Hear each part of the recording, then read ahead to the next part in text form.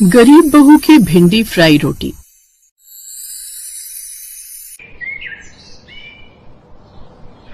माधोपुर गांव में गरीब बहू सोनम सुबह सुबह अपनी भिंडी रोटी का ठेला लगाकर सभी ग्राहकों को अपने पास बुलाने की कोशिश कर रही थी।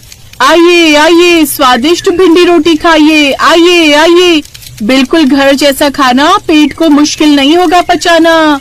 सोनम ऐसी भिंडी और रोटी गांव के बाजार में बेचा करती थी, लेकिन जहां आजकल तरह तरह के खाने का जमाना है, वहीं उसकी सादी से भिंडी रोटी कौन ही खाने आता।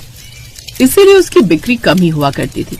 फिर शाम को थकी हारी जब वो घर आती तो उसकी जेठानी रोहिणी उससे कहती, ला जरा मेरे हाथ में पैसे तो रख दे, कितने रुपए कमा कर लाई आज। भाभी आज तो 2 ही प्लेट भिंडी रोटी बिकी है, जिसके ये 60 रुपए मिले हैं, ये लीजिए। क्या बस? अरे जब तेरे बस की बात नहीं है रोटी भिंडी बेचना, तो क्यों तू ठेला लेकर निकल पड़ती है? कुछ और काम क्यों नहीं पकड़ लेती? भाभी इस काम को करने की आदत है मुझे, इसलिए अब मैं अपना काम नहीं बदलना चाहती।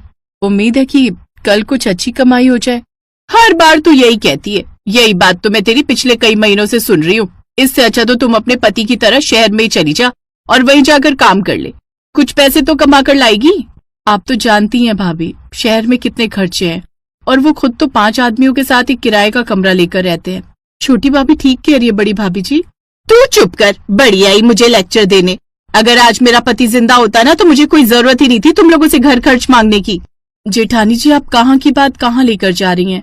और आप तो जानती हो जेठानी जी की बाबूजी की तबीयत भी खराब रहती है, और मेघा और आप अकेली हो। ऐसे में मैं आप दोनों की जिम्मेदारी छोड़कर शहर कैसे जा सकती हूँ? ये सब तो बहाना है, तुम ये सब इसलिए नहीं करना चाहते कि तुम्हारे शरीर को जरा भी कष्ट ना आ जाए।